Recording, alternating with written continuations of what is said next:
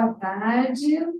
Nós vamos dar continuidade às atividades deste encontro do Colibri 2023, a construção cotidiana do saber, com a mesa 2, que é composta pela professora Luciana Nogueira, professor Gabriel da Silva e o professor Michel de Faria. Hoje nós, após a mesa, nós teremos também um sorteio de um livro, com os presentes aqui no auditório e também os presentes ouvintes nas redes sociais. Bom, eu passo então a palavra à professora Luciana Nogueira da UFSCar, com o trabalho intitulado Linguagem, Tecnologia e Trabalhos, Processos de Produção e Conhecimento. Boa tarde de novo, obrigada. Agora quero fazer um agradecimento específico aqui para as líderes aí do grupo de pesquisa, né? Ana Cláudia, Gisele, Colibri. É muito bom poder apresentar aqui, conversar aqui com vocês sobre o que a gente tem pensado, né? Pensando, especialmente aqui na Unicamp, que é minha casa de formação. Então, é isso, né? Os agradecimentos. Hoje agora eu vou quebrar um pouquinho o estilo dos trabalhos que estão sendo apresentados. Eu trouxe hoje a apresentação de um projeto que eu estou colocando em marcha, começando a colocar em marcha, né? E que tem muito a ver com conversa muito, né? Com as questões que a gente tem aqui, são produzidas no grupo de pesquisa, né? No Colibri. Então, agradeço e vou começar aqui para tentar ficar em tempo. Então, o título é Linguagem, Tecnologia e Trabalhos, Processos de Produção do Conhecimento, como um projeto maior, mas especificamente eu quero falar da proposta de criação de uma enciclopédia das profissões em ciências da linguagem.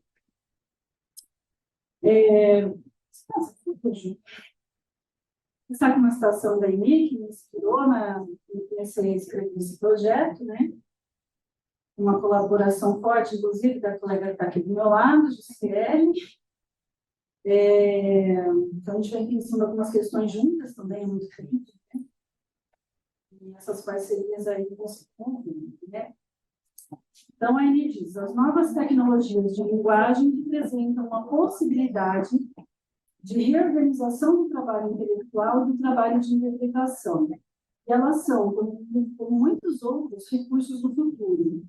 Assim, sem supervalorizá-las, mas sabendo que elas contam, podemos desenvolvê-las na direção de sustentar uma abertura para o que possam vir significar no futuro. Então, pode passar, por favor, gente? Com o projeto Linguagem, Tecnologia e Trabalho, os processos de produção do conhecimento, proposto e trabalhado na perspectiva teórica da análise do discurso, num diálogo muito forte com a história das ideias linguísticas, buscamos discutir de modo mais amplo a relação linguagem, tecnologia e trabalho de diferentes formas, a partir de diferentes materiais de análise, e abrigar outras pesquisas que, de algum modo, possam passar por essa relação, por algum dos temas elencados. Pretendemos contemplar a articulação entre ensino, pesquisa e extensão ao compreender os processos de produção de sentidos de nomeações e descrições de profissões que têm a linguagem como seu objeto de trabalho na contemporaneidade. A proposta é construir espaços de textualização de verbetes enciclopédicos sobre os profissionais das ciências da linguagem, pelos participantes do projeto, na interlocução com a comunidade externa à universidade, trabalhando a relação do discurso e tecnologia a partir de uma interface com o digital online na mídia digital. A produção de uma enciclopédia digital das profissões em ciências da linguagem nos permitirá uma reflexão sobre a produção e a circulação do conhecimento, colocando em relação o ensino, a pesquisa e a extensão, visando, dentre outras coisas, possibilitar aos alunos uma formação tecnológica ao mesmo tempo em que produzimos uma tecnologia que atenda às necessidades de organização do arquivo digital em meio à dispersão de informações na mídia na contemporaneidade. Considerando isso, também o atual momento histórico, em que se discutem as novas profissões, bem como as relações entre linguagem e tecnologia, voltamos para uma escuta social, no sentido em que Peixet dá para a escuta social, de como o profissional da área da ciência da linguagem está sendo significado na mídia digital, bem como os sentidos instituídos nas políticas públicas como possíveis formas de atuação desse profissional. Teríamos ainda hoje o imaginário de que um linguista é aquele que sabe falar várias línguas, ou de que um graduado em letras é professor, tradutor ou revisor de textos, mesmo como intensa essas profissões. Nesse sentido, podemos partir do que se tinha como profissões que eram reconhecidas oficialmente, pensando no trabalho com a linguagem, e como se deu essa passagem para as novas profissões, procurando analisar o que permanece, o que muda no cenário contemporâneo.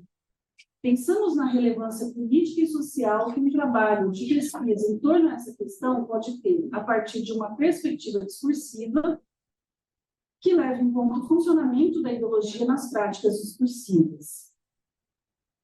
Assim, pode passar, gente, slide. Assim, um tema de pesquisa a ser explorado é a relação entre educação e trabalho, desde a formação básica até a universidade. Que a abordagem profissionalizante por competências estaria conduzindo, de certo modo, os processos discursivos? Para isso, eu vou me apoiar em estudos recentes, em uma outra pesquisa longa também, já de longa data, podemos dizer, que tem desenvolvido junto com a Jussiele, em que analisamos os documentos de diretrizes para a educação básica, como a BNCC, por exemplo, em relação às profissões e à profissionalização. Como a gente tem dito mais recentemente com relação ao desemprego.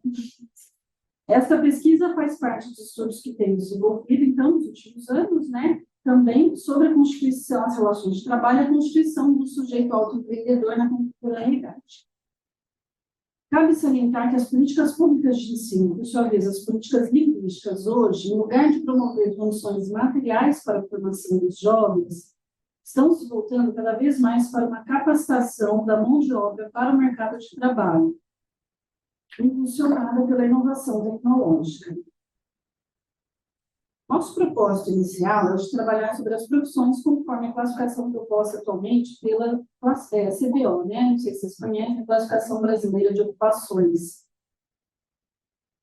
Ela não é que regula, a finalidade da Classificação Brasileira de Ocupações eles colocam lá, são finalidades administrativas, mas as que constam lá são as que têm alguma regulamentação já, Então, é um lugar para a gente olhar, um lugar possível para a gente olhar. E a CBO, ela está, inclusive, referenciada no projeto pedagógico do bacharelado em linguística da UFSCar em torno dos profissionais que trabalham com a leitura, com a escrita, com a fala, etc. Posteriormente, em fases futuras do projeto, passaremos ao trabalho com as denominações e descrições de uma forma mais geral, realizando um mapeamento dos campos de atuação profissional de alunos egressos dos cursos de letras e de linguística, em princípio, da UFSCar, mas a ideia do projeto interinstitucional é a gente abranger no trabalho de leitura das e nas mídias digitais acerca do esquema das profissões.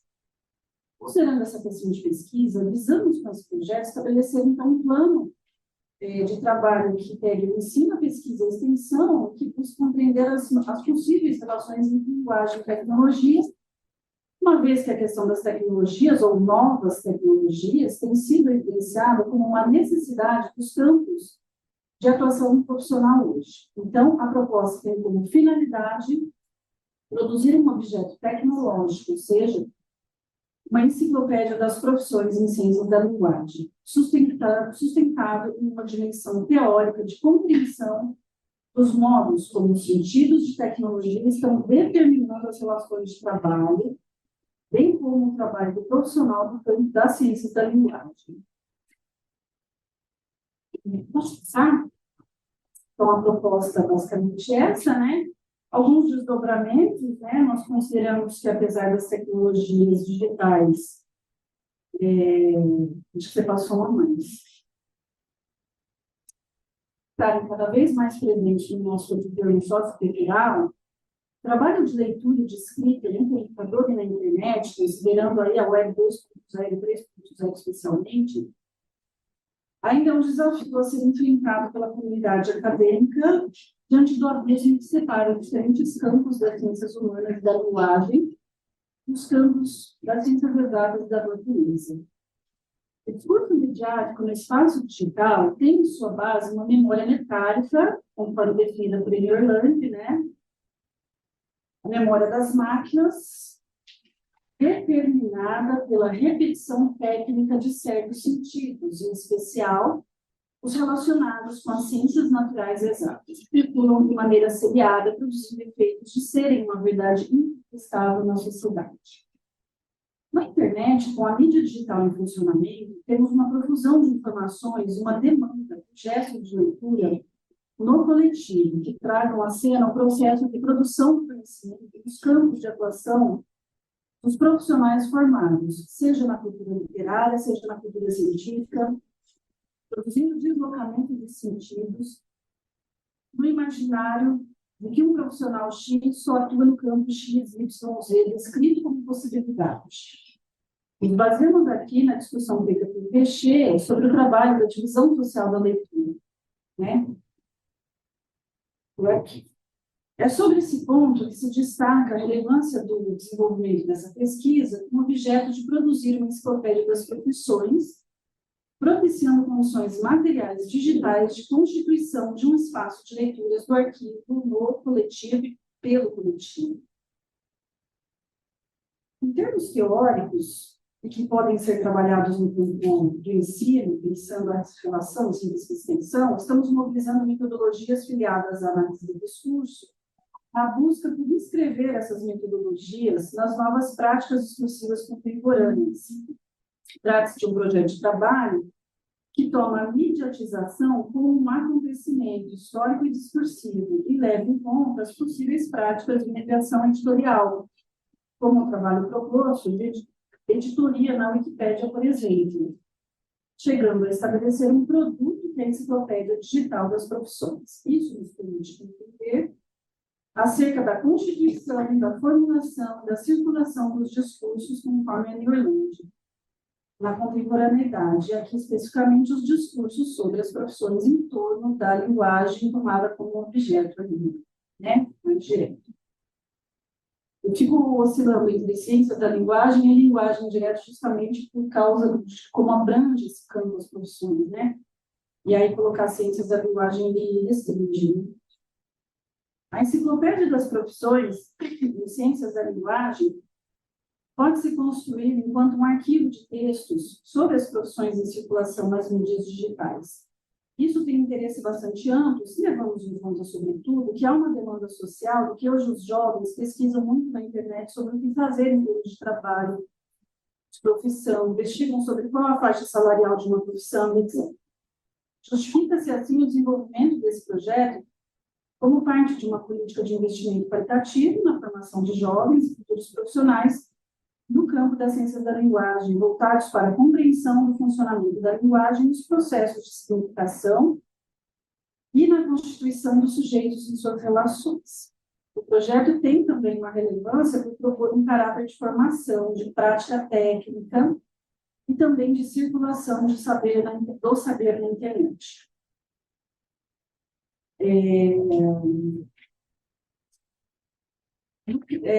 Eu acho que eu vou pular, por causa do tempo, sobre esses desdobramentos que estou colocando. Pode passar, por favor, o próximo.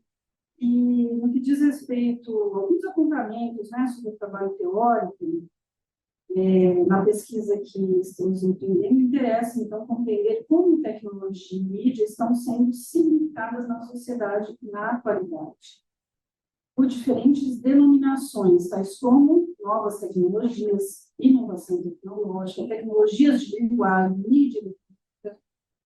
mídia digital, entre outras.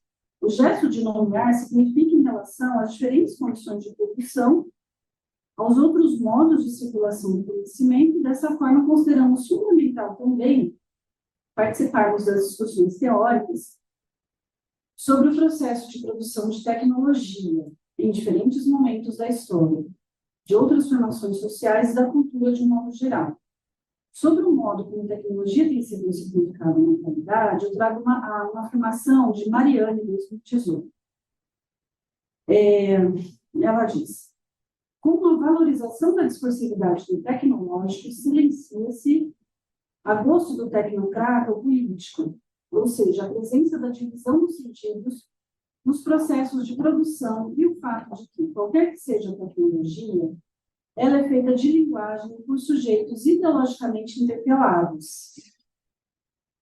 E no mundo globalizado da atualidade, dizer novas tecnologias é capitalizar para o presente a velocidade e multiplicidade das descobertas de processos e produtos que em pouco tempo podem se tornar ultrapassados.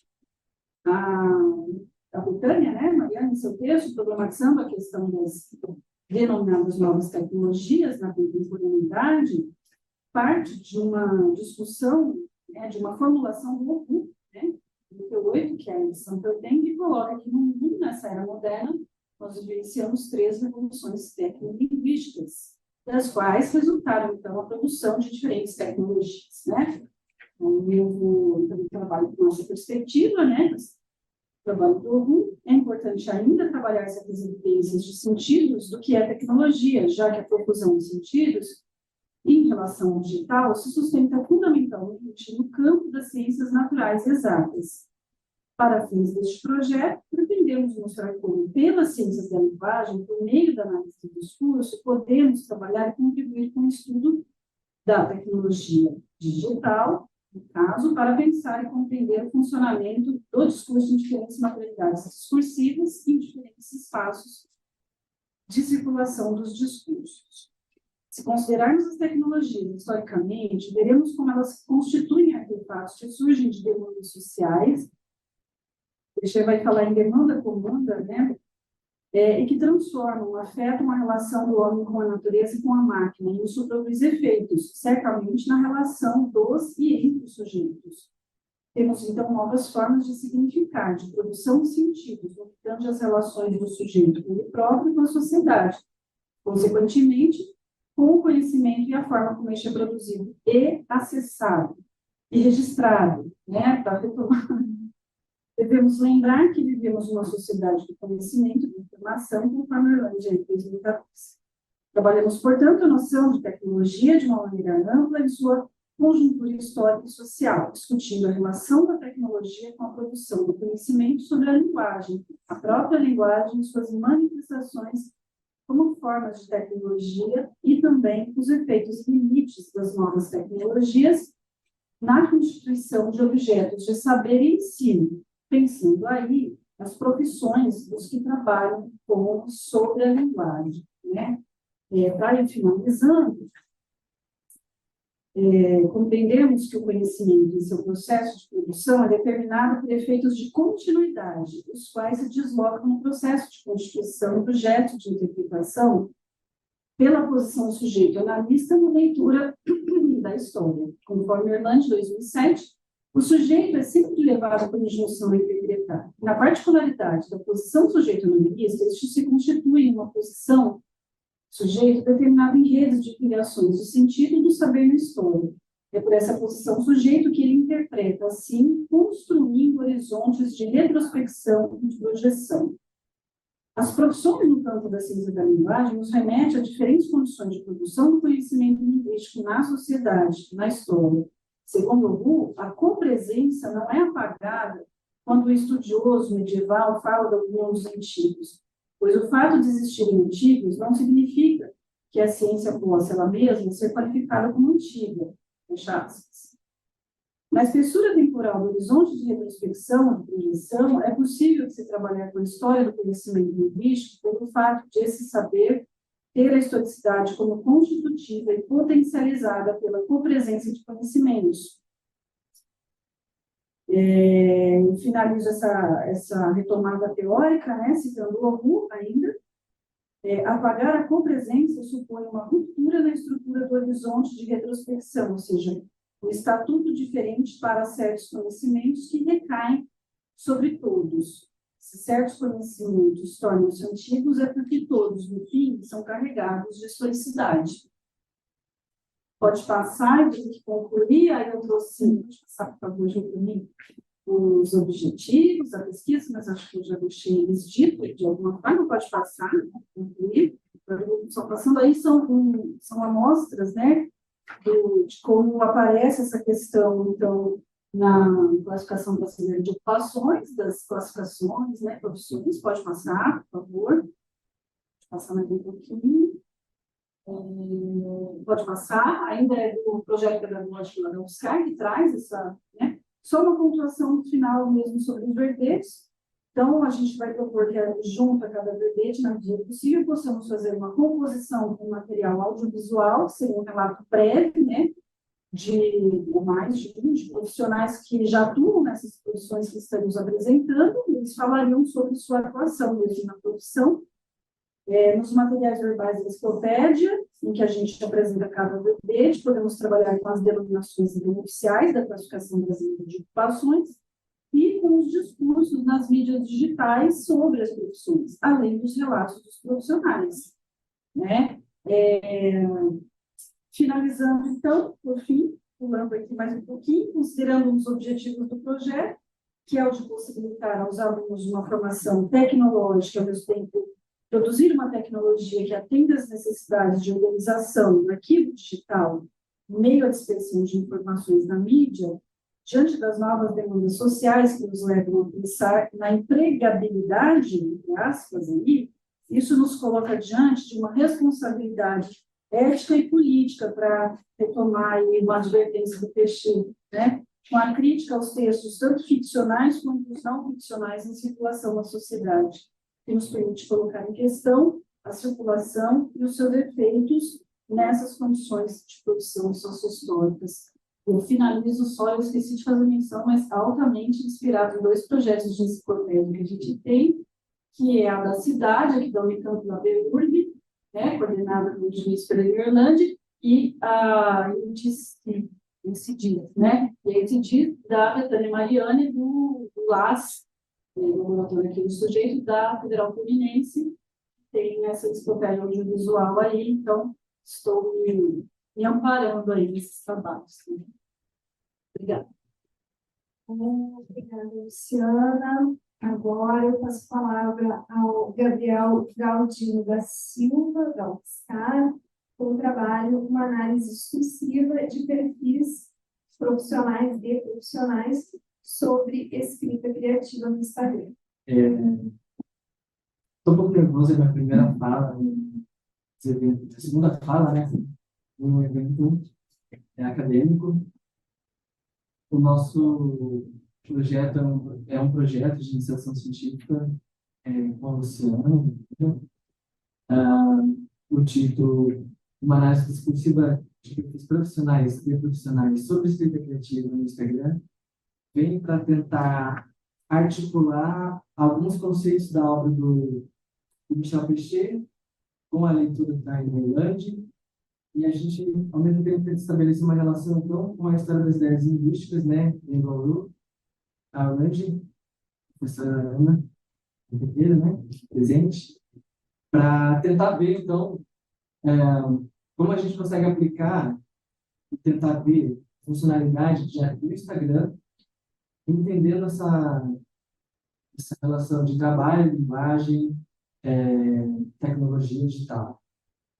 Então, para a gente fazer isso, a gente tentou pensar nos conceitos teórico-analíticos, né, de condições de produção, formação discursiva, posição do sujeito, formações imaginárias e ideologia. Eu queria dizer que, como o projeto não efetivamente se iniciou com o fomento, né, efetivamente, eu escrevi um pequeno ensaio para mostrar um pouco dessas provocações e indagações que tive no começo de fazer pesquisa, lendo, então, essas autoras e esses autores. No nosso tempo, que mexe com essa questão da tecnologia digital, né? Para isso, então, eu vou iniciar. O ensaio tem uma epígrafe. Eu vou ler para vocês. Essa é uma carta minha sobre a felicidade do espírito bíblico, E ela começa assim. Então, são os três primeiros parágrafos apenas. Que ninguém hesite, então, de se dedicar à filosofia enquanto jovem, nem se canse de fazê-lo depois de velho. Porque ninguém jamais é demasiado jovem ou demasiado velho para alcançar a saúde do espírito. Quem afirma que a hora de dedicar-se à filosofia ainda não chegou, o que ela já passou, é como se dissesse que ainda não chegou, o que já passou, a hora de ser feliz. Desse modo, a filosofia é útil tanto ao jovem quanto ao velho. Para quem está envelhecendo, sentir-se rejuvenescer através da grata recordação das coisas que já se foram. E para o jovem poder envelhecer sem sentir medo das coisas que estão por vir. É necessário, portanto, cuidar das coisas que trazem a felicidade, já que estando esta presente, tudo temos. E sem ela, tudo fazemos para alcançá-la. Pratica e cultiva, então, aqueles ensinamentos que sempre te transmiti, na certeza de que eles constituem os elementos fundamentais para uma vida feliz. Essa é a minha epígrafe, e o ensaio se debruça, então, sobre essa noção de tecnologia digital, trabalho e linguagem. Seria possível desgarrar o sujeito das relações de produção? Inicio com essa provocação que passou muito tempo na minha cabeça, quando pensava sobre as inúmeras coisas que se relacionam com o ser analista do discurso. Formulada a partir da página 21 da tese Discurso, Sujeito e Relações de Trabalho na Contemporaneidade, da professora doutora Luciana Nogueira, essa provocação inicial se relaciona, ao meu ver, entre tantas coisas, alcançar até a exaustão, justificada pela razão de se viver em um mundo onde essa pergunta precisa ser feita, mas sem tempo para isso. Nossa pesquisa se preocupa com o funcionamento, não com o cansaço gerado a partir do uso excessivo das redes sociais. É por esse motivo que trazemos para a discussão Marrero Pavor sua perspectiva dos funcionamentos da web, né? Hoje o Wide Web, e da internet, chamada de Internet World. Não longe desse presente da análise do discurso digital, também colocamos à mesa redonda as contribuições e grandes articulações de Orlando sobre a memória. Seriam elas memória discursiva, memória institucional e memória metálica. Nesse sentido, visamos explorar as situações das redes sociais enquanto espaço de circulação do conhecimento que é produzido nas universidades.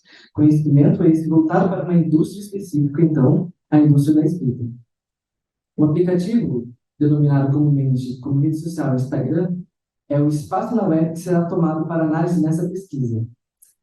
Entendemos que podemos observar a existência e o funcionamento da indústria da escrita por meio de perfis profissionais ou biprofissionais que trabalham com a escrita criativa. Ou seja, queremos nos aprofundar nessa noção da circulação do conhecimento e na noção de produção do conhecimento, que antecede o trabalho desses profissionais.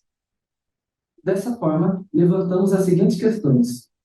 Como a escrita é significada ou ressignificada? Como as relações de trabalho são aí significadas ou ressignificadas? De que maneira ocorre a circulação do conhecimento nesse espaço?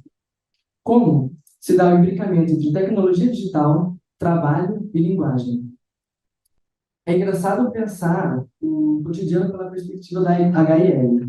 Me lembro do sentimento extremamente familiar ao ler o cotidiano na história das ideias linguísticas, escrito pela professora doutora Ana Cláudia Fernandes Ferreira, presente hoje.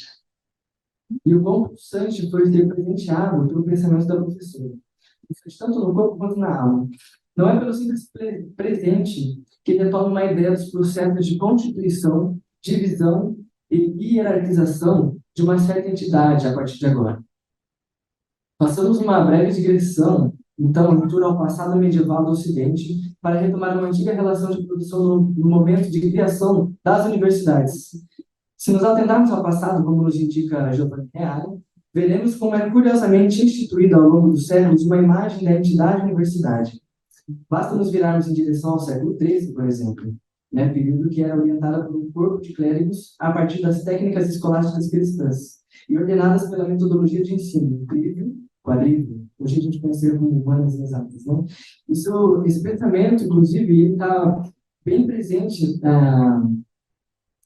na obra de estrutura ao acontecimento, né, do discurso, quando ele fala das questões escolásticas aristotélicas, ele vai Ele vai buscar, fazer uma retrospectiva desse pensamento escolástico nesse momento, né? Acredito eu uma forma de crítica, mas não posso. Mas... Hoje ainda herdamos o termo escola, e curiosamente respeito do seu funcionamento, categorização e processo hierarquizante, posto que não é à toa que ainda usamos a palavra universidade. O sentimento do passado, enquanto presente nas relações de produção, é reverberador. Mas essa reflexão emerge uma espécie de olho do tornado, o centro da tempestade que abrange nossa teoria analítica. Pois é a partir disso que evoca o sentimento de ler Peixê, Nogueira, Orlando e Ferreira. Pareciam estar no centro de uma tempestade, enquanto eu estava na tempestade. Essas pessoas permaneceram sempre no centro, orientando de alguma forma. Assim como usa a analogia do tornado para falar dos sentimentos, se começar a fazer pesquisa e análise do discurso, retoma outra questão que sempre reverbera, e permitindo sair um pouco dessa esfera tão íntima e tão minha, para entrar em algo talvez mais familiar a nós.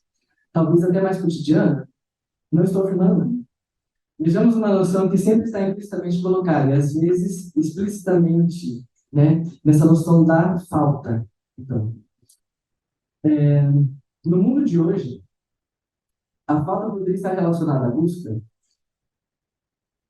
Essa busca que nos escapa, será que sempre estamos buscando, então, algo que nos escapa? Algo que nos falta? Algo que, ao mesmo tempo, é estranho por não compreendermos totalmente, mas fazer sentido, porque, de algum modo, parece que já era assim antes, uma coisa familiar. É possível notar a falta, e aqui me tremendo tanto na esfera filosófica quanto linguística, se encarecidamente emprestarmos o Sintagma Máquinas Desejantes, de Deleuze e Guattari, em obra paradigmática, antiética, o capitalismo esquizofrenia. Observemos, então, um termo que diz sobre o ser desejante, colocando em relação, portanto, as novas tecnologias do mundo digital e o conceito dos filósofos, pretendo mostrar a vocês a impressão que tive de um agenciamento, uma impressão. Cito um exemplo. As inteligências artificiais, elas, de certa forma, comandam, entre aspas, as redes sociais engenhosamente, ou seja, no cerne do funcionamento físico digital, entendendo-as enquanto grandes ferramentas de categorização, ao mesmo tempo que co-agenciadoras dos desejos. Em outras palavras, registram e replicam os conteúdos que achamos agradáveis e nos colocam em uma espécie de loop desejante, a todo momento, sempre nos voltando para aquilo que interagimos positivamente. Essa seria uma das formas, então, né, de se ver o tempo das máquinas desejantes, essas que somos enquanto colocados como usuários das redes, né, porque sempre são delimitados dessa forma pelas big techs, né, são grandes empresas que tomam as redes sociais. Uma maneira de se brincar com as significações que seriam as redes sociais no nosso mundo atual se encontra em uma reformulação de ensaio publicada por mim, Albert Vieira e Isabela Pacione. No momento em que pensávamos a noção de falta na língua pela interface com a psicanálise e a análise do discurso materialista, portanto, Christiana, foi imprescindível repensar o enunciado desejo pois falto para falto pois desejo, uma noção do sentido da falta e que curiosa maneira de se viver sobre as redes sociais, não é mesmo? Esse falto desejo foi uma brincadeira comparável.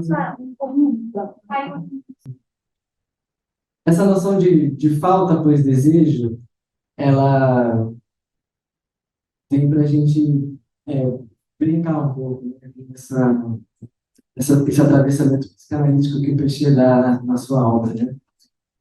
Então, esse sentimento, né, sua descrição, ao que me parece, é aproximado aos que produzem discursos sobre saúde mental, ao campo da psicologia, portanto. Mas para falar dessas redes sociais, não basta trazer somente a falta ou esse campo da saúde mental, ou seja, algumas partes, pois sabemos que existe um termo que a nós interessa bastante, a velha noção do que seria, então, o funcionamento dessa rede social. Dito de outra forma, um pouco mais que a falta, sem deixar de lado, englobando assim a produção e a circulação dos conhecimentos engendrados nas universidades, vendo a própria existência mútua, né, e a dinâmica desses ambientes, tanto digital, tanto não digital. O título, uma análise discursiva de perfis de profissionais sobre escrita criativa no Instagram, surgiu a partir de uma série de debates. Vou trazer para vocês uma das inquietações sobre o próprio aplicativo. O Instagram é um mistério para mim ainda, né? Os dados que tenho são empíricos ao uso ou dados que busquei de orelhada. A própria noção do funcionamento das IAs, ou agenciando o aplicativo, né, que dei exemplo anteriormente, chega a mim por um profissional de programação que conheço. Mas com uma breve consulta ao oráculo Google, nós temos a notícia de que realmente existe uma seleção do conteúdo apresentado em tela que é produzida tendo como base as palavras que usamos na aba explorar da rede social, aquela lupinha que aparece no Instagram. O que buscamos fazer com essa pesquisa é uma descrição de 3 perfis de pessoas posicionadas enquanto profissionais da escrita, né? Elas divulgam e interagem com seus trabalhos no Instagram. E o interagir não é palavra solta na fala. Da mesma forma que me refiro à interação entre profissional e seguidor dentro das postagens diárias e conteúdos programados, vemos também uma interação entre produção e divulgação, ou seja, a circulação de um produto como forma de divulgar o serviço oferecido para que se gerasse esse produto que foi divulgado. Lidamos com essa noção tocando na questão da lógica de mercado associada a esse ambiente da indústria da escrita. Existem muitas nuances que podemos abordar ao se falar da descrição de um aplicativo, de um perfil que se inscreve em tal aplicativo. Mas para falar dessa descrição, é preciso voltar aos discursos constituídos sobre escrita criativa e outros discursos que aparecem dentro do corpus de pesquisa. A proposta, então, é olhar 3 páginas emolduradas pelo aplicativo, né? E os nomes dessas páginas, né, que tem título, inclusive, seria Maria Vitória, escrita criativa, esse nome de sua empresa é logo à frente, a Estranhamente, né, que seria o nome da empresa. Natália Ávila, que atende pelo nome também profissional de Fada de Saturno, uma escritora literária. E uma 3ª página intitulada de Curso de Escrita Criativa / Curso de Escrita Criativa, que quando a gente entra no Instagram, essa página, ela aparece como uma moldura em 6 fotos, portanto, uma fileira de 3 e outra de 3, né?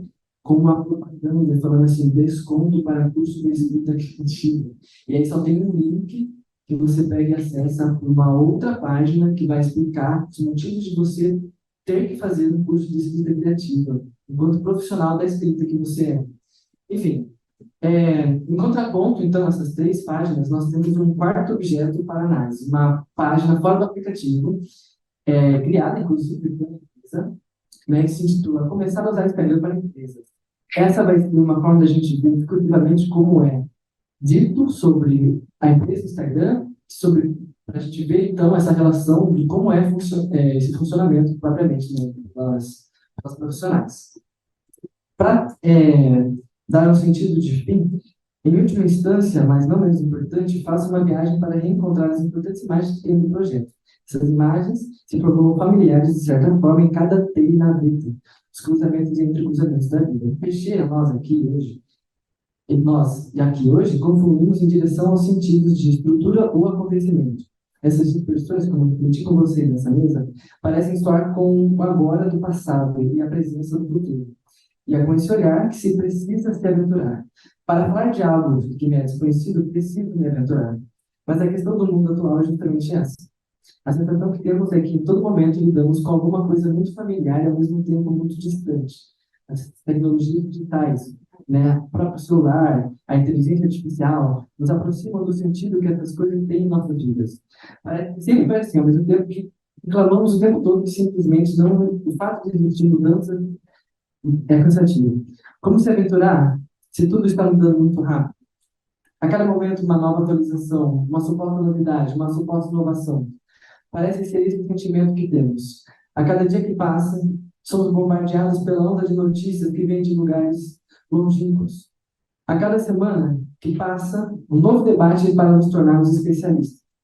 A cada mês que passa, aprendemos que agora existe um novo hábito saudável, porque aquele de antes nos fez mal. E a cada ano, portanto, que passa, é como se uma nova forma de enxergar a vida e os afetos fosse descoberta.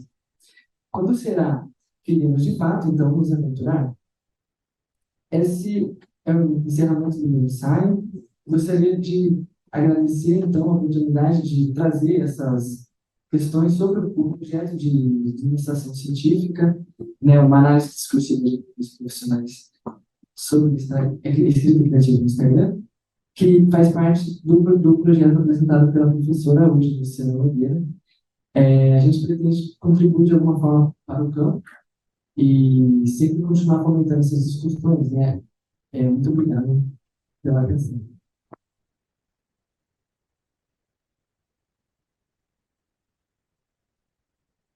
Obrigada, Gabriel. Agora eu passo a palavra ao Michel Marques de Faria, da Unicamp, com o trabalho intitulado Ainda sobre o trabalho com entrevistas e história das ideias, das coisas a saber. Boa tarde a todas, todos. De início, eu já estou me prolongar. Gostaria de publicizar meus agradecimentos à organização do evento, pela proposta e pelo convite da apresentação do trabalho nesta segunda vez. A maior oportunidade de dar também um pouco do que tenho pensado nesse momento de doutoramento. Para não me alongar, sigamos a primeira apresentação. O trabalho ora apresentado, intitulado Ainda sobre o trabalho com entrevistas de história das ideias, das coisas a saber, me coloca em um movimento de compreensão de um dos objetos de estudo de minha tese. Entrevistas com professores de língua portuguesa de cursinhos da região de Campinas. Trata-se, pois, de um recorte de minha pesquisa de doutoramento que tem como objetivo a compreensão da relação tensa e contraditória que vai se estabelecendo na sala de aula daquilo que é comumente chamada de educação popular e que, nesta apresentação, ainda de forma provisória, chamarei de educação não formalizada. Aqui é importante demarcar o espaço de escuta e trocas teóricas em nossa área, e por isso deixo o meu agradecimento à professora Thaís Costa, da UERJ, pela preciosidade da formulação, que surgiu durante o debate de um trabalho apresentado em julho na UERJ Maracanã, no segundo arquivo de línguas jovens pesquisadoras e pesquisadores, nas prestas das teorias. Prosseguindo com a apresentação, gostaria de demarcar a opção teórica pela formulação apresentada. A nomeação de educação não formalizada diz respeito a dois movimentos. De um lado, quero evitar escrever a educação como popular, adjetivo mais comum de se aparecer, ou ainda como não formal. Assim, busco evitar colocar popular e não formal em uma relação parafrástica, tendo em vista que o ato de nomear não é essa intenção. Por outro lado, ao optar pela expressão educação não formalizada, chama atenção mais para a compreensão do processo do que do estado final, com muitas aspas, se é assim que posso chamar. Desse modo, uma pergunta a ser feita diz respeito ao trabalho com entrevistas na confluência entre análise de discurso e história das ideias linguísticas. Por que trabalhar com entrevistas em AD/HL? Já adianto que não há, de início, uma resposta direta, objetiva, fechada para a pergunta em questão. Filiado à análise do discurso, buscarei trazer um certo esboço de resposta, considerando a inscrição em um processo de realização e interpretação discursiva das entrevistas. Para melhor guiar o ouvinte interlocutor no ponto de reflexão da pergunta colocada anteriormente, estabelecerei para a presente comunicação dois movimentos. Primeiro, abordarei a entrevista por dois aspectos, uma enquanto objeto técnico, depois como prática. Em seguida, trarei algumas reflexões teóricas acerca de entrevistas já realizadas, de forma articulada com aquilo que vem enquanto coisas a saber, a partir de pesquisa. Bom, o primeiro movimento foi colocado na apresentação anterior, realizada de forma remota, no terceiro encontro do Grupo Arquivos de Língua, em 2021. Ele diz respeito ao processo de realização de entrevistas. À época, considerei que a entrevista pode ser compreendida sob duas óticas, enquanto objeto técnico e enquanto prática. Parece plausível manter a proposição anterior e agora realizar uma acréscimo.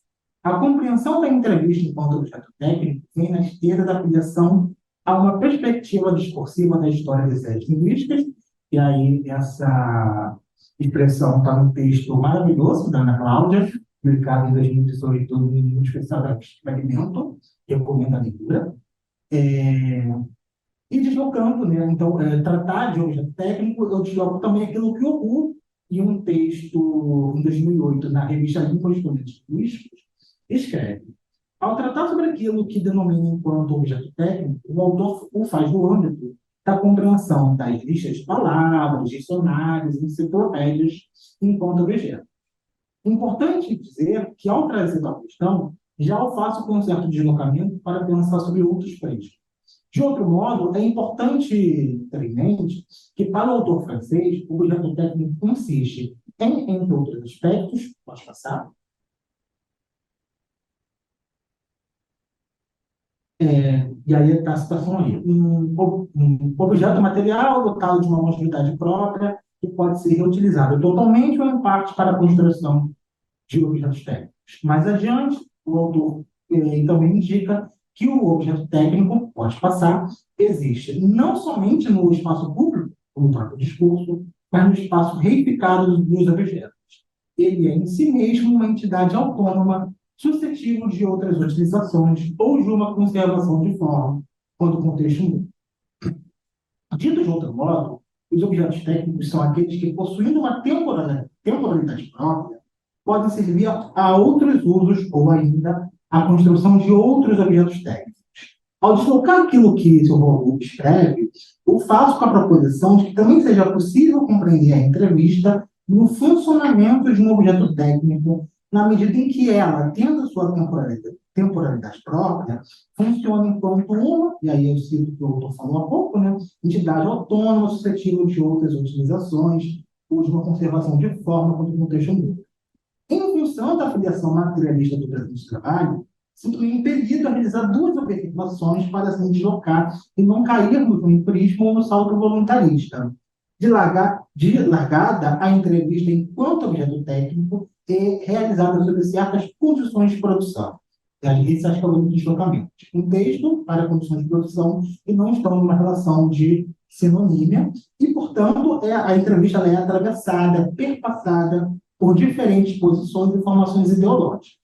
Isso coloca, pois, a entrevista em um funcionamento relativamente autônomo, tendo em vista que entrevistado e entrevistador, enquanto sujeitos, estão sempre em uma certa posição e na ilusão de controle daquilo que é dito ou do que é compreendido.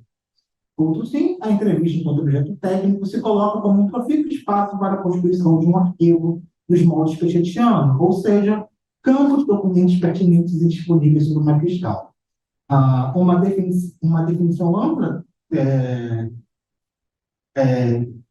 colocada por Pechet para problematizarmos, tendo em vista que o que Pechet busca colocar em cena é a relação desencontraditória que vai se estabelecer na divisão social do trabalho de leitura.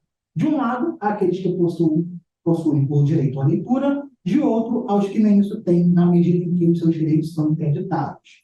Com tal definição, então, já somos convidados a desestabilizar aquilo que vem como evidente para, assim, incitarmos gestos de leitura. Apesar de não ser o foco da presente comunicação, me parece importante indicar que a pesquisa que nos anos desenvolvida, de algum modo, também passa pela questão da leitura. E aqui eu estou falando da leitura que advém de uma escuta. Por isso, duas perguntas provisórias que eu posso colocar para se pensar é o que é escutar uma entrevista, o que é ler um arquivo de entrevista. Parece que, neste ponto de reflexão, se abre a possibilidade de olhar para a entrevista num deslizamento de objeto técnico para a prática. Também na apresentação realizada lá no terceiro arquivo de Lima, eu abordei a entrevista enquanto prática, pensando na relação com o conceito de transmissão. E aí eu parti do texto de Medeiros, 2020, pode passar, em que ela diz: o cerne da noção de transmissão está ligado, como é possível acompanhar, em X e Boeste, a importante questão da disciplinarização. Se formos a X e Boeste, no texto de 99, pode passar, temos que representações disciplinares não são, no segundo momento, no processo de construção do conhecimento, mas estão sempre associadas, é uma tradução do francês. Assim, e aí pode passar, seguindo os autores, e aí eu estou citando Medeiros, a produção teórica não se dá em isolamento, ou seja, não ocorre sem diferentes práticas e processos de transmissão e circulação do conhecimento.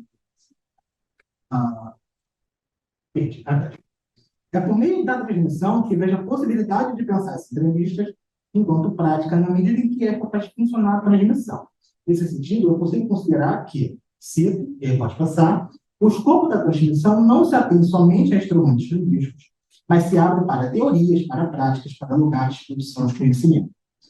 Gostaria de destacar três aspectos daquilo que me deu da teorias, práticas e lugares de produção de conhecimento. São três aspectos incontornáveis para alcançar o funcionamento da transmissão, pois, pode passar, e aí eu cito, nos lança nos espaços de conhecimento, como instituições científicas escolares, por exemplo.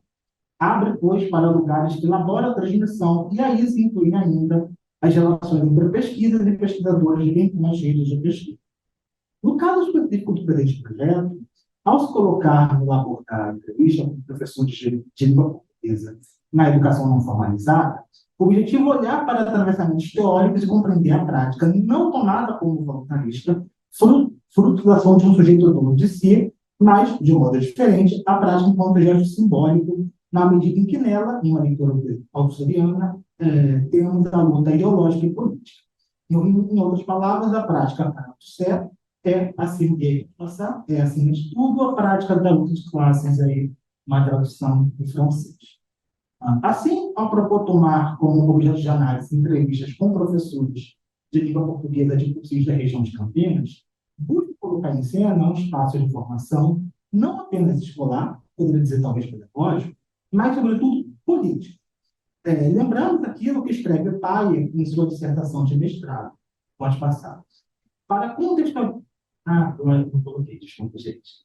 Mas ela diz o seguinte: para contextualizar provisoriamente esse campo, diremos que não se trata apenas de educação informal, mas que ela apresenta no enunciado da mudança social a sua maior eloquência, de modo que os aspectos políticos e pedagógicos configuram uma face imediatamente visível em suas atividades. Citação. Lembrando que a dissertação da Maria Eunice Paiva vai trabalhar com educação popular no MSc. Tendo em vista os aspectos políticos e pedagógicos, podemos dizer que, se é bem verdade que o curso de pré-vestibular da educação formalizada não é tutelado pelo Estado, de alguma forma é atravessado por políticas educacionais. Pensar tal espaço de formação já nos traz um indicativo da dimensão de atravessamentos que sofre, NCC, no ensino médio, Enem, vestibulares próprios das universidades, entre outros. Além da tutelação, isto é, as formas burocráticas, como as autorizações, chancelas, só para citar algumas, pelas quais o Estado intervém em diferentes espaços de formação, o atravessamento aqui, ao se dar pela ordem das políticas educacionais, também se configura, e pensando especificamente na nossa área, nas esteiras de políticas linguísticas. Considerando o avançado tempo, é preciso, por hora, deixar em suspenso aquilo que eu venho colocando para pensar a entrevista enquanto objeto técnico e prática, para assim colocar em cena um segundo movimento. Algumas reflexões teóricas acerca das entrevistas já realizadas, de forma articular com aquilo que vem enquanto coisa da saber. Um texto recente disponível no livro organizado com Joyce Paia e Thaís Costa, indico que, isso aí mesmo, indico que, dentre muitos objetos da minha pesquisa, dois deles residem nos seguintes pontos. Um, compreender as projeções do professor de língua portuguesa na educação humanizada, e dois, refletir os atravessamentos realizados nos sujeitos, alunos e professores, a partir de uma tomada de posição por parte do professor por uma concepção de língua. Ao trabalhar a posição de arquivo, e por questões que não será possível se demonstrar de forma mais teórica do que eu entendo por arquivo especificamente, eu busco reunir uma série de objetos dentre os quais está, e aí já está aparecendo, o marco de referência da educação popular para políticas públicas, publicado em 2014 pelo governo federal, e já citadas entrevistas com professores de língua portuguesa de cursos da região de Campinas. Elencar o marco de referência enquanto objeto de análise é um modo de compreender como que tem o chamado de educação formalizada é compreendida pela lógica do Estado. Por outro lado, ao colocar em cena as entrevistas com professores de língua portuguesa da região de Campinas, já com o objetivo de compreender as tensões e contradições da praxe docente em diferentes espaços de formação. Dito isto, centrarei agora um breve olhar sobre as entrevistas. Para encaminhamento dessa entrevista, retoma a primeira pergunta elencada na apresentação de hoje. Por que trabalhar com entrevistas em ADHM? Na tese de Miriam Ferraça, e aí pode passar, ao realizar entrevistas com moradoras, moradores, trabalhadoras, trabalhadores e comerciantes do Jardim Itatinga, a analista de discurso nos diz que as entrevistas possibilitam, e aí eu sigo ela, escutar o ordinário de um cotidiano que se inscreve na história, num social rachado, dividido por fronteiras histórico, político e ideológicas, num encontro com condições de produção dadas. Já na tese de Ana Paula Piron, a autora nos coloca para pensar a entrevista enquanto uma grande escuta discursiva, nos palavras dela. Com isso, nos impele a pensar o que ela chama de movimento discursivo de escuta ou momento discursivo de escuta. Ela faz um jogo de palavras com esse movimento. Movimento. A partir de uma citação de Melo e Santana, pode passar. Não se trata, então, de ouvir para saber, estabelecer um ponto preciso entre sujeito, objeto de escuta, e sujeito entrevistador ou de coletar dados.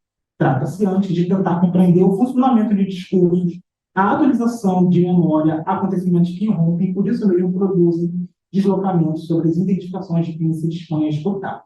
Se discursivamente dizer é dever de discernimento, ouvir, por correspondência também permitir-se deslocar das filiações prévias ocupadas pelo analista. Temos aí dois modos de compreender a entrevista discursivamente e que vão, de algum modo, balizando o meu gesto de leitura. No caso específico da presente pesquisa, é pelas entrevistas que me colocam no processo de compreensão do ordinário de um espaço de formação, já sempre afetada por políticas educacionais. Dito de outro modo, enquanto analista de discurso, busco ser consequente com aquilo que Peixe, ainda sob o pseudônimo de Thomas Herbert, escreve a necessidade de uma escuta social. Caminhando para as entrevistas, uma vida inicial. Tenho trabalhado, e pode passar, com aquilo que, na prática, se chama de sendo estruturado, ou seja, há um rol de perguntas que funcionam como roteiro, o que não impede que, no decorrer, algumas apareçam e outras sequer venham à tona. E aí eu exibo, né? A gente está sendo de alguns, as 5 primeiras perguntas, que eu chamo de perguntas mais gerais, e a partir delas eu busco compreender o percurso de formação do entrevistado, como foi o primeiro contato com o cursinho de pré-vestibular, o que o impulsionou a ser professor de cursinho, e a disciplina por ele ou ela ministrada. Chama atenção para um gesto de análise presente já no início. Se nomear não é essa intenção, em nenhum momento eu adjetivo o cursinho. Compreendo que há muitas formas de nomeação. Tal espaço de formulação e, por vezes... Compreendo que há muitas formas de nomear tal espaço de formação e, por vezes, no cotidiano linguístico, elas comparecem em uma relação parafrásica. Cursinho popular, cursinho social, cursinho comunitário, são pelo menos os 3 modos mais comuns para se adjetivar esse espaço. Na entrevista, enquanto um gesto de análise, ao não adjetivar, espero, que isso irrompa naquilo que o sujeito, o professor entrevistado, vai discursivizando de sua trajetória na educação. Aqui vai um adendo. Em um levantamento prévio, localizei cerca de 17 cursinhos na região de Campinas. Destes 16 trazem seu nome a adjetivação popular. Porém, se inscreve enquanto comunitário. Estaria popular e comunitário uma relação sinônima? Considerando o estágio inicial das análises, ainda não é possível indicar uma resposta para tal pergunta. O que eu gostaria de frisar neste momento é que o modo pelo qual se nomeia o cursinho é importante no processo de compreensão do ensino de língua na educação não formalizada. Caminhando pelo roteiro, da 5ª pergunta em diante, eu busco realizar um certo aprofundamento que toca no objeto da pesquisa. O lugar e se a compreensão por parte do sujeito do professor entrevistado das teorias linguísticas na prática docente, a formação ético-política que perpassa aquilo que vem enquanto coisa a saber, em sala de aula, e, por fim, os atravessamentos dos documentos oficiais de ensino. Tais perguntas, já pensando naquilo que vem sendo colocado na discursividade da resposta, no funcionamento do arquivo, me leva a concordar com o Farge, que diz o seguinte, pode passar, eu não vou ler essa citação do tempo, e aí eu vou prosseguir aqui. Certamente, aquele que se coloca na escuta do texto pode estar se perguntando sobre a relação com as coisas a saber. Tal noção está presente no livro O Discurso de Cultura com o Conhecimento e compadecerá fundamentalmente nas partes 2 e 3 do referido texto. Em dado momento, Peixe indica que as coisas do saber representam, assim, tudo que arrisca a faltar à felicidade. E aí eu estou citando Peixe para passar, e no limite a simples sobrevida biológica do sujeito pragmático, isto é, tudo que o ameaça é pelo fato mesmo que isso exista, o fato de que seja real, qualquer que seja tomada do sujeito em questão, tem ou não sobre a estrutura do real. Há coisas a saber, despedir, conhecimentos a gerir e a transmitir socialmente. Isto é, tem descrições de situações, de sintomas, de atos a efetuar ou evitar, associados às ameaças multiformes de um real do qual ninguém pode ignorar a lei, porque esse real é violento. As coisas a saber, eu já estou no final, vão de algum modo funcionar em cima de uma falta. Lagaz, em texto de 2003, faz um precioso comentário acerca de tal conceito. Pode passar. Eu não vou conseguir ler o comentário, porque eu sei que já estou determinado, mas só para fechar aqui, parece impossível indicar, a partir da longa citação de Lagaz que nessa citação reside o ponto de reflexão para o presente trabalho.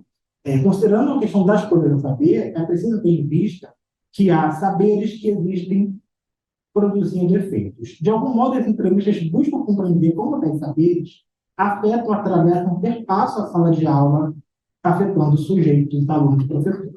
Chegando aos 20 minutos, já estourando, e sabendo que logo o José vai cortar a minha fala, já cortou, eu vou ter que suspender as coisas que eu venho colocado. Eu conto para vocês uma próxima oportunidade. Quem sabe nesse disco, quem sabe num próximo evento do Colibri. Só para encerrar, e sim, eu estou nas linhas finais do texto todo, eu queria marcar 2 questões. Uma primeira de respeito aos direitos sobre o ensino de língua. Para se falar em ensino de língua, também é preciso compreender o que vem no percurso de formação do sujeito professor. Daí, na apresentação de hoje, olhar para questões que dizem respeito a esse percurso de formação. Interessa como analista de discurso compreender o percurso que engenda, de algum modo, certos processos de produção de sentidos no outro. Uma segunda questão está ligada ao que vem na realização das entrevistas e dos cuidados que a prática em AD demanda. Primeiro, preciso não deixar de levar as consequências que estamos trabalhando, estamos inseridos numa relação de escuta. E, segundo, ter o cuidado para não colocar o professor, o sujeito, professor entrevistado, no lugar de falta, e tampouco realizar uma entrevista apologética que acabe direcionando as respostas para aquilo que eu, quando analista do discurso, tenho a ilusão de querer ouvir. Obrigado. Então, nesse momento, eu abro para perguntas do público presente e remoto. Não sou mais organizado, não. Na verdade, não é bem uma dúvida, foi uma coisa que o Michel falou, que eu achei interessante essa discussão que você faz, essa conceituação da educação não formalizada. Então, seriam cursinhos não formalizados, né, de alguma forma. Enfim, pensando em focalização, né, no processo de não formalização, o que eu achei interessante, porque leva a crer que a não formalização desses espaços, ela não é só uma coisa iniciática, mas ela é uma coisa contínua. Então, de alguma forma, a versão à formalização se mantém constitutiva daquele espaço, se mantém produtiva daquele espaço. Então, eu comecei a ver que efeitos a não formalização, que efeitos ela produz nesses espaços,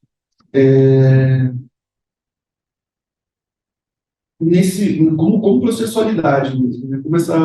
Como essa versão, a versão, eu digo, não que os cursinhos necessariamente não queiram se formalizar, mas como um espaço que, de alguma forma, na nossa forma de vida, não se formaliza, né? E eu fiquei depois pensando nisso, porque eu achei interessante, né? Porque o não formal e tem esse formal tem a ver com uma formalização jurídica, eu diria, né? Porque ela não é uma educação uma forma de educação prevista na lei, que é diferente da... Eu lembro quando eu estudei isso na educação, que era o informal, não formal e informal, né? Então, o informal eu não sei nem de onde entraria aí muito bem. E essa tradução do não formalizado, eu fiquei pensando que existe uma outra possibilidade, na verdade, eu acho que ela é decorrente dessa segunda, que é o não formalizado, que é alguma coisa que, como processo contínuo de não formalização, aquilo que esses espaços promovem ou existem que não pode efetivamente ser formalizado. Não, que é diferente da aversão, mas é algo que realmente escapa a formalização, e eu acho que é muito particular, né, desses lugares da heterogeneidade que eles compõem. Né? Bem, eu pensei nisso, e justamente quando eu comecei a estudar sobre o cotidiano, você falou disso, lembro lá na disciplina da Ana, mas depois também, eu pensava muito nesses múltiplos registros do cotidiano, que eu acho que tem a ver, né, principalmente pelo popular, que é o nome que você está tentando substituir, né? Como aquilo que é não documentado, né? Pensando por aqui, existe mais no cotidiano, o problema do cotidiano, como ele coloca, eu acho que é justamente aquilo que eu não consigo de alguma forma capturar pelo discurso científico, talvez, ou pelo discurso jurídico, no nosso caso, o discurso científico. É mais ou menos, enfim, essas são coisas que eu pensei, não tem uma pergunta, que eu ia falar, só um comentário a essa questão. Eu tenho.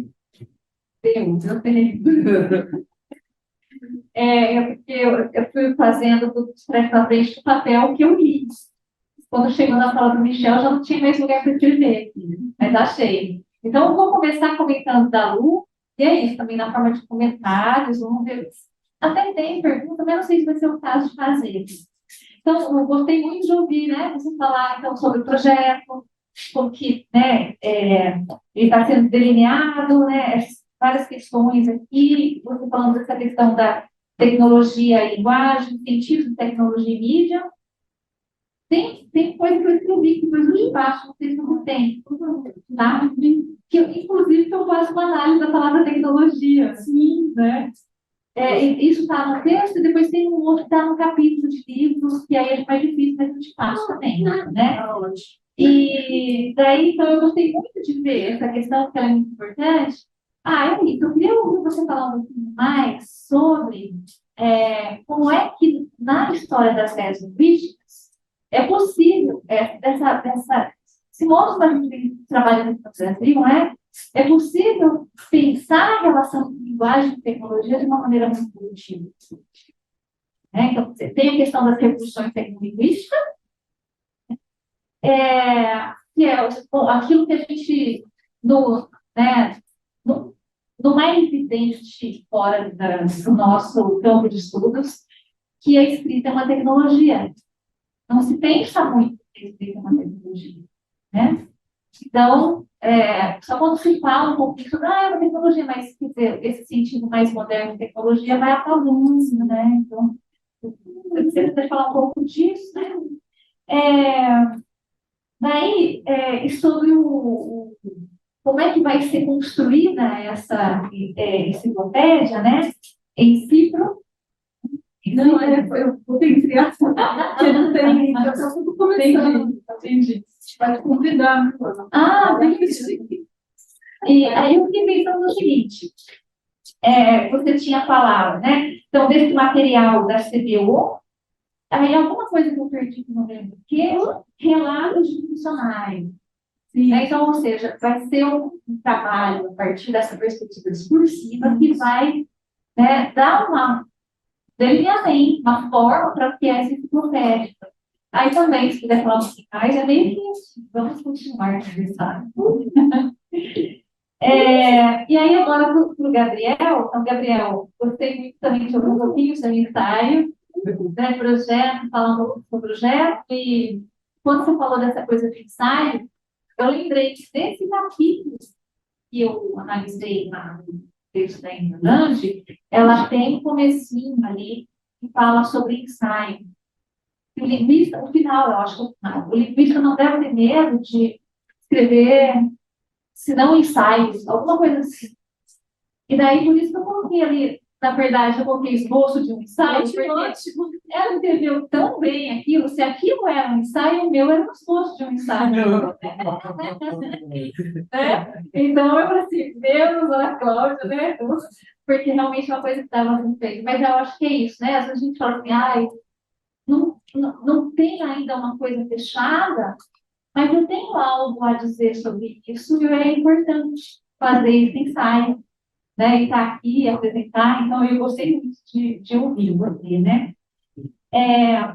Aí, sugestão mesmo, tem um livro do Silvio, talvez você já conheça, que é o A Filosofia da Linguagem, e que ele vai falar da terceira revolução tecnológica, né, que é da mecanização da linguagem para a informática, e pode ser que seja interessante, assim, para a história das ideias linguísticas. Né? Eu falo, em alguns textos meus, eu retomo um pouquinho do que ele fala, mas se você tem interesse nessa questão, aí, de maneira mais profunda, ele faz lá um capítulo, né, vai falar sobre vários autores, é bem muito interessante, né?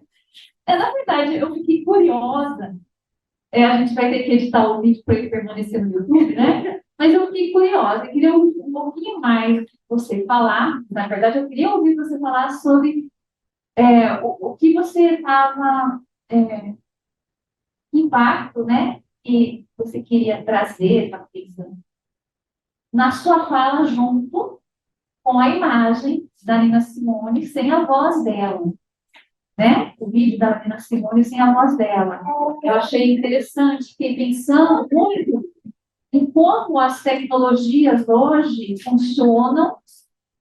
Será que tem alguma coisa a ver com muita coisa ao mesmo tempo das tecnologias, do Instagram? Ou, sei lá, fiquei viajando nisso. Então, se você puder falar um pouquinho, né? Aí depois o Michel, olha só que interessante, né? Não tem como, eu acho que uma coisa interessante foi esse modo, né, que você apresentou sobre a questão do cursinho, problematizando o popular, né, mas olhando, né, que a maioria dos cursinhos é designada por popular, não significa, né? Então, aí é um modo de definir o que é popular, está presente no cursinho. Assim, o cursinho é para o popular. Na verdade, se a gente pensar que o cursinho não é o que o cursinho é popular necessariamente, né?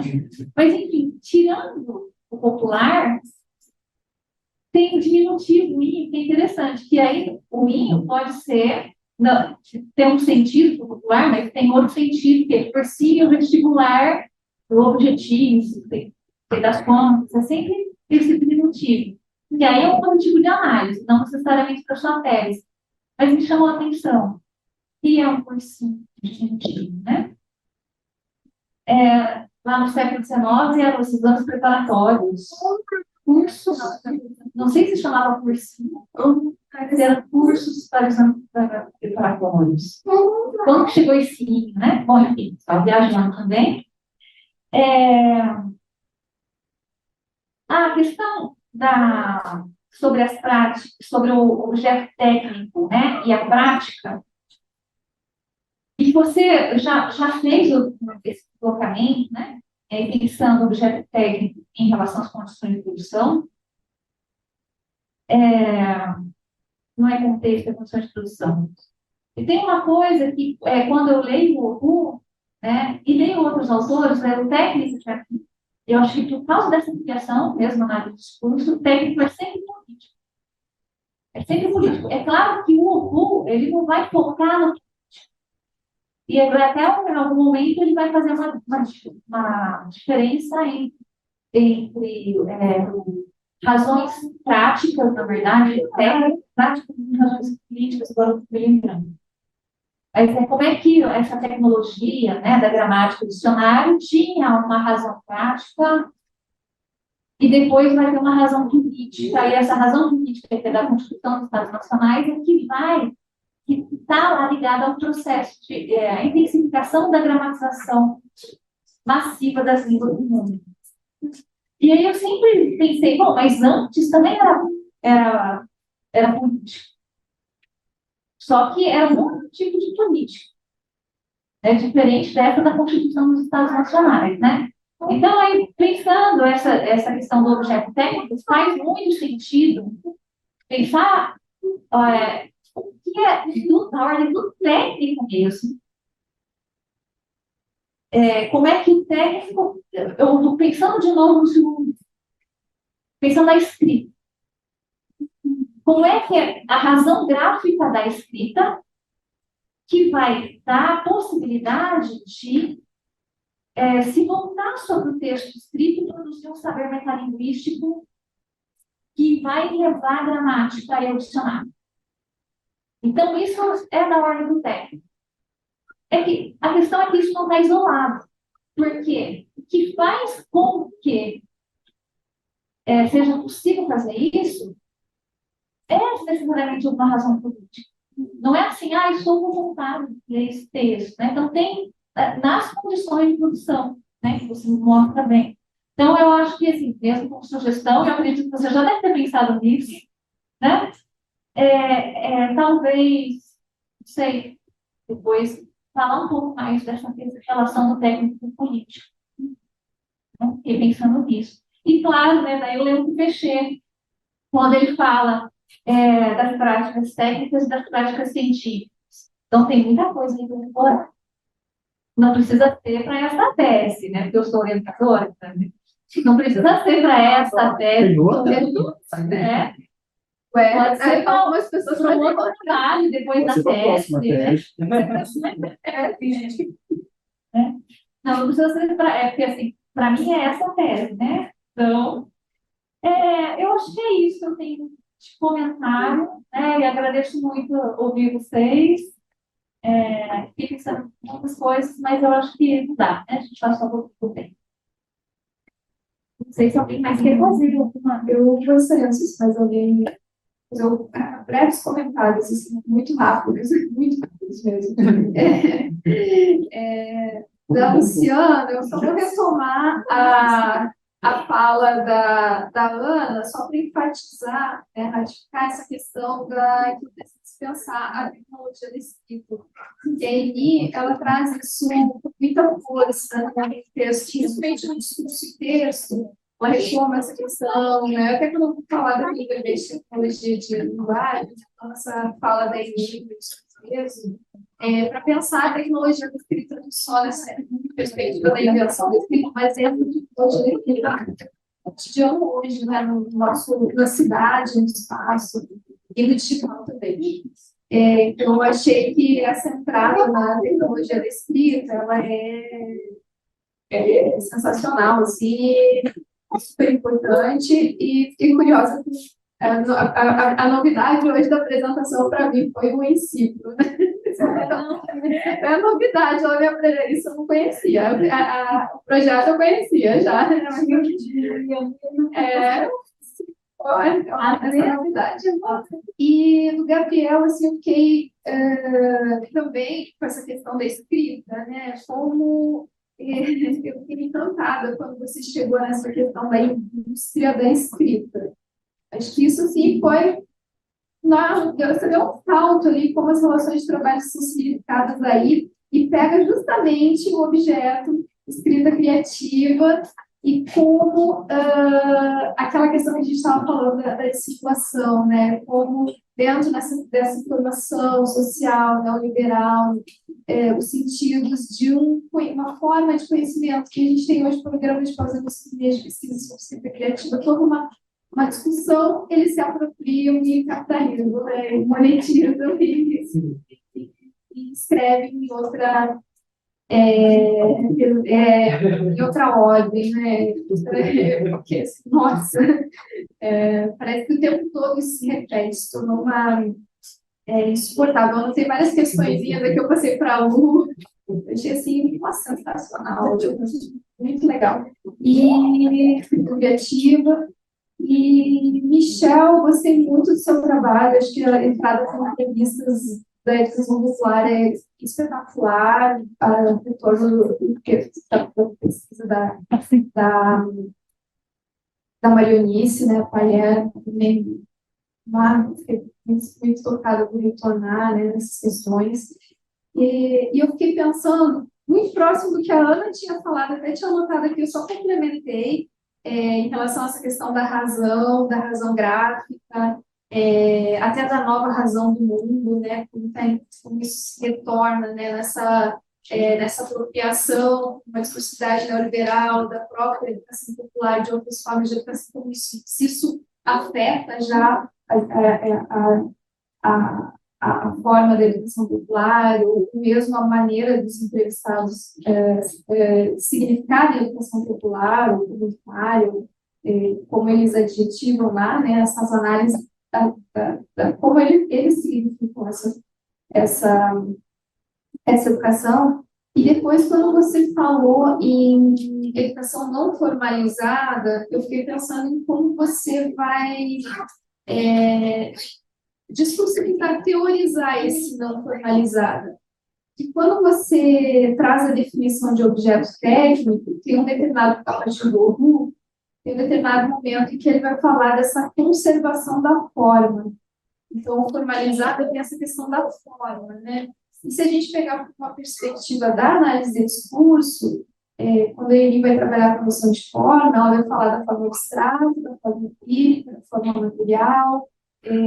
Não sei se seria produtivo você mexer com essa noção, se você manter, né, estiver aí não formalizada, esse formal e o isada, né? O que esse isada usa ali nessa forma, né, desse objeto técnico, nessa razão, nessa racionalização do conhecimento, da educação, digamos assim, se pensar na razão gráfica, da prática política, das diferenças.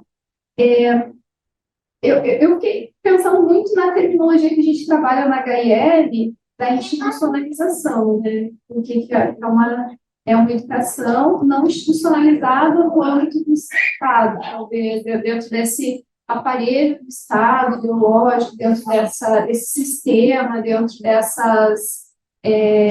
até a Cláudia, políticas linguísticas, ela vai definir instituição como aquele que produz unidade e legitimidade ao mesmo tempo, instituição. Então, me parece uma educação não institucionalizada, uma outra forma de dizer, né, o não formalizada, ao teorizar sobre não formalizada, jogar com essa ideia de sinonímia, talvez não instituída ou não institucionalizada, dentro dessa tradição de institucionalização de cursos, de colégios, de formas de ensino. Então, acho que poderia ser você teorizar esse não formalizado nessa relação com a institucionalização, mesmo, os processos de institucionalização, em que medida ela resiste a esse processo de institucionalização legitimado pelo Estado, dentro do sistema de direito jurídico, né, todo esse sistema aí, que envolve aí a racionalização, a razão gráfica, a conservação. E aí vem a conservação da forma, né? E junto disso, o conceito de transmissão, quando você trouxe, né, discursivizado, aí eu fiz um movimento oposto, aí eu fui no tradicional, né? O conceito de transmissão da filologia, como a filologia traz essa questão da conservação da escrita, da conservação desse espaço institucionalizado, essa memória, né? Que vem, a transmissão vem pelos documentos, pelo que está escrito, pelo que a filologia vai estudar aquilo que é transmissível quanto uma língua literal, né? Pelo que está escrito. Então, esse conceito de transmissão vem lá da filologia, né? Como ele é ressignificado hoje em outra ordem, que é o popular, como você está trazendo a partir do colégio, do colégio no entremeio, né? A partir da Vanise, e antes da Vanise, eu acho que ela escreve também um texto de autoria com a Betânia sobre a institucionalização da AD, o Augustinho vai falar de transmissão também, a Amanda também fala um pouco de transmissão, mas muito legal, assim, parabéns. Parabéns, orientadora também. É isso. Não, eu quero agradecer as contribuições todas, assim, acho que eu tenho até bastante coisa para discutir com vocês, vou deixar a vez aqui para os meninos trazerem as questões. Gostaria só de pontuar, assim, para mim é muito importante, claro, trabalhar a suspensão aí dos sentidos de tecnologia, né? Essa é uma entrada fundamental para pensar as profissões hoje, as possibilidades de profissões, então não só as regulamentadas, né? Eu acho que isso parte também do fato de que eu trabalho em uma universidade que tem um dos 4 bacharelados em linguística do Brasil, acho que são 4, 3 são do estado de São Paulo, ou seja, eles estão se formando majoritariamente aqui, né, enquanto bacharel. E é um projeto pedagógico extremamente voltado para o mercado de trabalho, para a discussão do que é essa indústria da língua, que, né, Gabriel vai falar, puxamos aí para a questão da indústria da escrita, né, e, enfim, tem uma série de questões. E a questão, justamente, tem sido muito produtiva, sentada pela HIL, né, para além das questões, nessa relação de trabalhar a HIL com a análise de discurso, enfim, né, e as principais interlocuções que estou tendo, né, é o trabalho que você desenvolve, que a Gisele desenvolve, que outros, né, nessa esteira também de discutir essa diferença de enciclopédia, dicionário e tal. Então, eu acho que a gente tem muito que conversar ainda sobre isso, né, deixando bem explícita essa interlocução que eu quero muito fazer com vocês aqui, e não é trabalhar no âmbito de vocês, e pelo Gisele, né? E aí eu queria só dizer rapidinho, então, já que eu estou com a atenção dividida aqui, né, crianças, para o Michel, não sei se você chegou a comentar, que você estava falando de alguns trabalhos que as pessoas trabalham com entrevista. Eu acho que essa questão de pegar teoricamente a entrevista para pensar e problematizar é uma coisa que para mim faz falta. Então, assim, eu acho maravilhoso que o seu trabalho vai estar trazendo isso. Vai trazer para aqui até hoje. Por exemplo, trabalho com entrevista com os índios idosos e tal. Então, a gente está se deparando com uma série de desafios para pensar em entrevista. Eu me lembrei de um texto que saiu na Entre Meios, não sei nem se não era na Cláudia, a editora, né, em 2014, que é do Evan Clay Alves, com mais alguém, que ele chama assim, quem sou eu para lhe falar assim? E ele vai fazer uma análise do que é o analista de discurso na relação com a entrevista e a ilusão da verdade em loco. E tá, vai trabalhar com as formações imaginárias, mas não só. Né? E, no caso, as entrevistas são com pessoas com HIV, né? Que aí ele vai ver como elas falam, mas como que funciona essa relação do entrevistador com quem está sendo entrevistado, a partir de questões conhecidas. Aí fica só por isso. Gestão mesmo, seu trabalho lindo, Gabriel, a gente continua conversando. Obrigada. Obrigada, gente. Eu vou sair por questões. Mas que lugar na condição.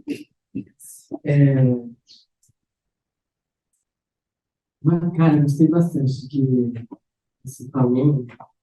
Ele saiu uma das coisas que já aconteceu em sala de aula, a Luciana, ela falava do mesmo exemplo. Do ensaio, né? E você retomando isso reforça bastante a força que ele não, de alguma forma, mexe, né? Com isso. E vou pesquisar, então, porque acho que está ligado ao grupo, porque aí eu consigo traçar algum parâmetro dentro da área que eu estou pesquisando, com uma paixão pela filosofia. Acho que isso vai ser assim, Wittgenstein, essa noção de, antes de falar da minha, essa noção de escrita, indústria da escrita, ela está muito relacionada justamente com o começo do meu projeto, que a gente fala da transição do passado fordista e idealista ao presente toyotista, que citou Tunes.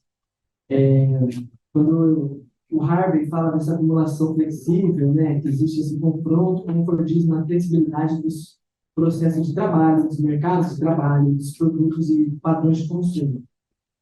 Para pensar nisso, dentro da AB, que a gente pensou justamente nisso porque a gente estava trabalhando com objeto de tecnologia digital. tudo está imbricado o tempo todo, né? Tipo, você não consegue só ler um texto nas redes sociais, tem que ver uma imagem ou ver alguma coisa ao mesmo tempo, majoritariamente. Né? Então, essa articulação flexível dos processos, que é essa questão que eu trouxe no ensaio, da pessoa ter que divulgar um processo de trabalho para que isso se torne um produto para oferecer, então, um novo produto que é justamente esse método de trabalho com a escrita. Né? Isso é muito maluco de se pensar, porque envolve processos em cima de processos, desde uma forma de ver neoliberal. Mas a gente está tentando vasculhar um pouco ainda sobre essas relações de trabalho, porque como é que fica, então, essas relações de trabalho? Como são, faz sentido são produzidos ou dispersados a partir de uma relação de trabalho determinada a partir de um modelo, né, que é implicado no discurso neoliberal, por exemplo, nas redes sociais, no digital, super nova para a gente, né, super estranho, e ao mesmo tempo familiar. Mas em relação a isso, eu preciso ler muito. A Nina Simone foi uma forma de provocar mesmo. Porque a Nina Simone é uma figura, eu tenho essa afinidade com a música, né, desde muito tempo, gosto muito de música, o fato de gostar de música me fez ouvir Nina Simone. E o funcionamento das redes que a gente fala tem essa característica, né, de várias coisas, como você disse, várias coisas ao mesmo tempo. Muitos estímulos, né, a gente não consegue ficar focado por muito tempo. E a gente que eu falo, a minha geração que cresceu com isso e as gerações depois da minha, né? Eu não quis trazer o confronto, apesar de todo o discurso ser, de certa forma, confronto, né, com alguma ideia, pensamento, mas ali nesse momento é mais uma. A Nina Simone era mais uma forma de delinear um sujeito, que sou eu falando. Porque, querendo ou não, traz um pouco do afeto, né, que tem e da representação, da representatividade, inclusive, por ser uma mulher negra com poder, né, naquela época, que era muito difícil. Para estar, por exemplo, aqui na Unicamp, hoje falando, retornando à Unicamp depois de sair da filosofia, em 2019, porque acho que conforme o Peixe diz muito disso, né, sobre esse atravessamento psicanalítico, a gente não pode evitar esse atravessamento que tem o sujeito intelectual a ideologia, né? E queria só demonstrar, me abrir para vocês, de certa forma, mas era mais isso do que qualquer outra coisa. Porque, querendo ou não, você é uma forma diferente de apresentar o trabalho, né? Você está com ao invés de slide, porque o falecido fez a passagem dele por isso agora, no domingo, grande líder do Angola, e ele fala muito sobre essas questões novas de oralidade. Estamos aprendendo a escrever para ensiná-los a falar. Ele fala isso para a academia. Eu queria trazer esse pensamento também, porque o slide me deixa muito preso, às vezes, e sair me deixa um pouco mais livre. Mas era mais uma questão primeiro. Obrigada, Gabriel. Antes de passar para o Michel, eu só bem ter uma pergunta da Vitória Eugênia, que foi feita online. Michel, não sei se por acaso deixei passar em minha escuta, mas você trabalha com entrevistas orais ou escritas? Isso, de alguma forma, traz questões para o dispositivo de análise?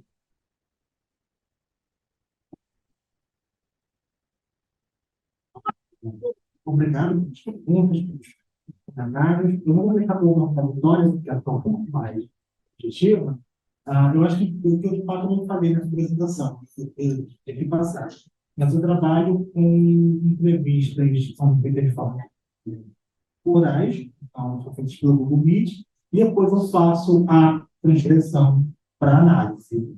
não diria que isso traz a diferença se é oral ou escrita. Nesse primeiro momento, para mim, não traz nenhuma implicação para o dispositivo de análise. O que é muito interessante é que, enquanto eu estou lá realizando entrevistas, e que os professores estão estudando, vai me surgindo vários estados, tipo assim, nossa, isso que ele falou é muito interessante em termos de análise. Nossa, aquilo ali é uma ótima análise. Mas o que eu faço depois é transcrever para aí sim, acho que fazer o meu jeito de leitura.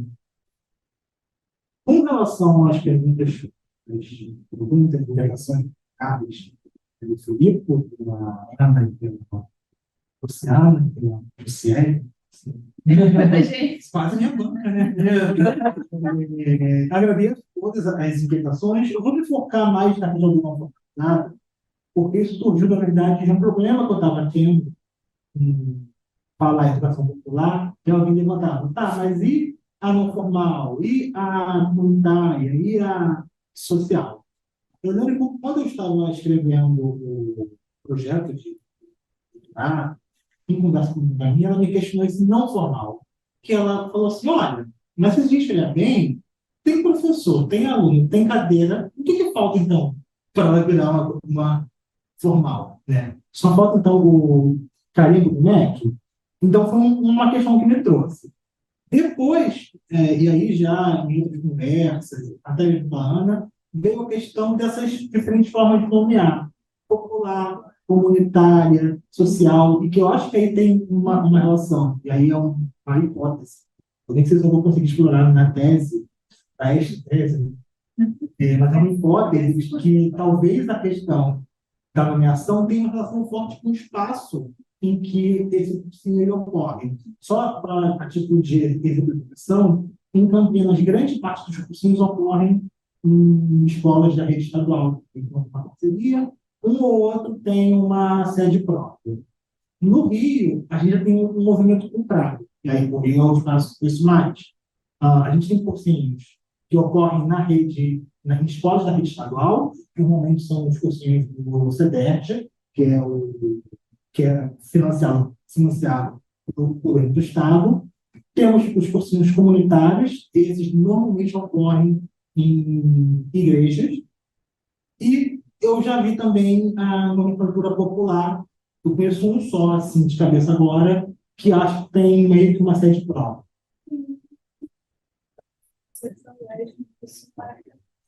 Sim, tem os das universidades, bem lembrado, verdade, que acho que grande parte vão se colocar como popular. E aí, a educação não formalizada veio de um debate, de uma conversa com a Thaís, que quando ela jogou uma formalizada, eu extraí, mas depois eu não entendi. Que eu acho que o que eu estou querendo olhar mais é para esse processo mesmo. Pensar como vai se dando esse processo. E acho que nesse momento tem funcionado a educação não formalizada para não colocar como popular, e aí eu acho que isso já engendra, em certo sentido, para o cursinho. Eu acho que no decorrer da análise, eu quero tentar compreender como vai ser, colocando nesse processo de produção de sentido, o cursinho que se coloca o que é popular, o que é comunitário, o que é social. Não sei se mesmo. E eu não sei. Tem o Emancipa, que aí, bem lembrado, a questão do Emancipa, acho que é interessante pensar, porque é uma rede. E aí talvez entre nessa questão que a Gisele trouxe no final, que é a institucionalização. Que, de certa forma, esses cursos não são os Campinas institucionalizados, que estão dentro de uma instituição reconhecida, legitimada pelo Estado. Mas qual é o efeito então, de se colocar numa rede de cursinhos? E alguns também vão se inserir dentro de movimentos sociais voltados para projetos de extensão, tem essa relação também, mas alguns vão se inserir em movimentos sociais voltados para partidos políticos. Né? O próprio município. O município é coordenado pelo PSOL. Sim. Parece uma coisa que eu pensei, se o popular não aparece também, isso é uma coisa, obviamente, emocionais. Né? se ele não aparece vinculado aos movimentos sociais. Não sei se o movimento, por exemplo, se você voltou, mas eu lembro que aqui nos que eu trabalhei no município, nos que eu professorei, o Emancipa e o Procel tinham uma questão assim, de uma militância educacional, por isso que tinha uma reivindicação popular. Sim. Até na bolsa disso passado, eu fiz junto com o Rogério, teste, vídeo curadoria, e uma das coisas que a gente trouxe ali da educação foi algumas, eles têm um material muito interessante para a gente. E Ana, eu confesso que esse hino do cursinho tinha me passado na tia. Obrigado por ter chamado a atenção para o sufixo, né? Estão sempre aí. Bom, acho que isso, não sei se é o último. Vocês têm uma pergunta? Vamos encerrar. Então, amanhã, novamente aqui, às dias 6, às 14 horas, nós teremos a mesa 3, seguida da mesa 4, às 16 horas. Boa noite, obrigada.